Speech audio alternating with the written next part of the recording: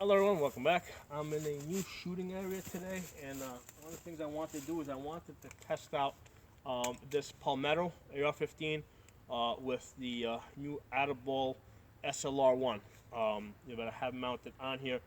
This is the solar-powered red dot that from Atibal, and I'm in a different location than where I'm usually at. I helped a friend of mine clear out a new shooting area over here, and I'm gonna do a separate video on the details of how we did that. Basically, using a chainsaw. We didn't knock down any trees. We just clipped a couple of branches out of our way to give us a clear path. Basically all you need is some flagging tape. This is also very useful for figuring out what your wind is. So you got some flagging tape, tape measure, some binoculars, and we cleared out we cleared out 260 yards. Today I shot this Palmetto with the SLR-1 at 200 yards. Okay, and I know like I said, I measured it out, so it's an exact 200 yards. And I'm very very pleased with the results. Okay. So this red dot has been zeroed in at 50 yards. Okay, so now this is at 200 yards, and basically 6-shot group. It pretty much opened up to the whole paper. I was working with a 5 to 10 mile an hour wind today. That was like inconsistent. Like sometimes it was blowing left, sometimes it was blowing right, sometimes it was coming backwards, sometimes it was coming forward. So it's actually a little bit calmer right now, because right now it's almost starting to get dark. I shot this earlier in the day, and basically between the furthest two shots, I got a 9-inch group.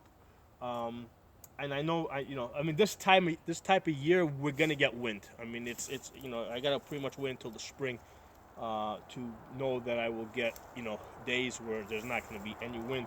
So wind is just going to be an issue. And basically going across, it's only about 4 inches going across. It's more of an up and down issue. So I would say that at the point that I was shooting this, I was probably getting an inconsistent wind that was, and I don't remember whether it was blowing behind me or in front of me.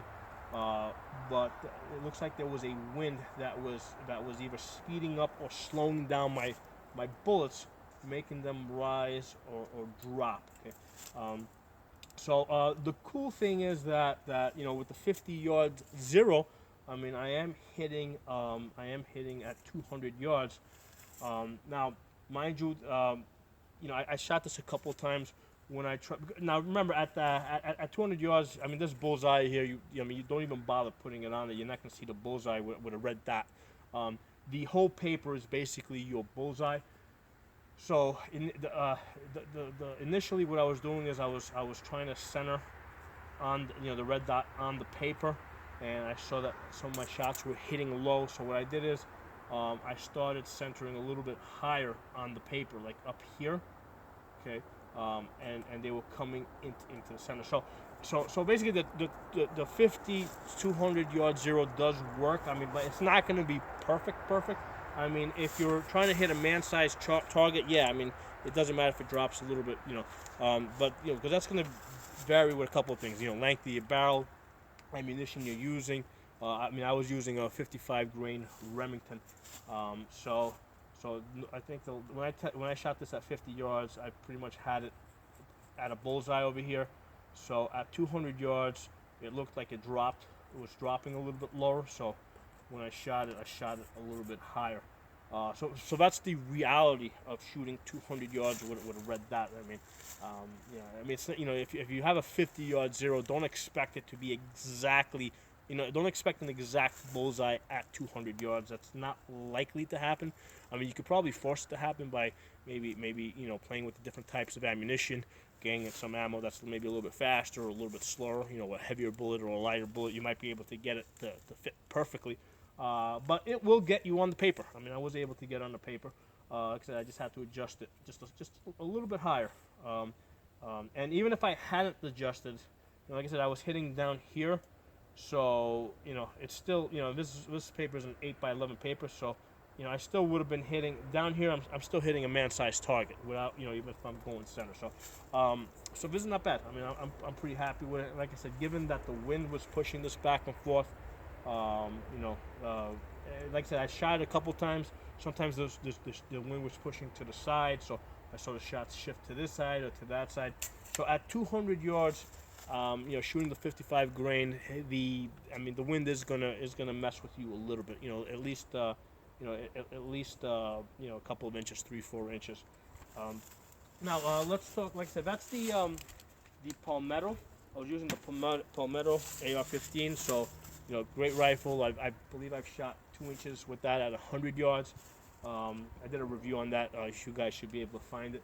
Let's talk real quickly about this SLR-1. When I was shooting this earlier in the day, the sun was above me. It was brighter. What I had to do is, because this is a solar-powered red dot, I have to use some painter's tape to cover this up, because that's the only way I can get the red dot dim enough so that it's not overwhelming my target. Now, granted, if I'm just doing if I'm just shooting really fast, I want that starburst. I want to be able to come up and see that target. It's getting dark now, so all of a sudden, that red dot, basically, there's not enough light out right now for that to power this red dot.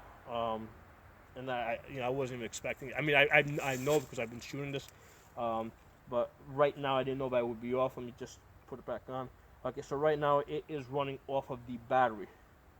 Okay, so there is not enough. Let me see that.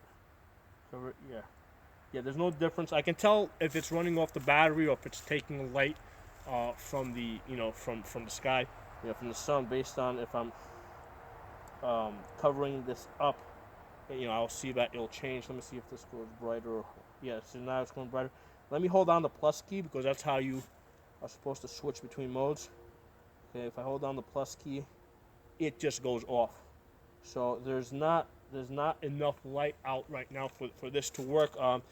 Just by just for comparison's sake, with my house on, with both the 503C and the 403C, this is more. It will work with this light. It will stay in solar power mode. So just that's just what it is.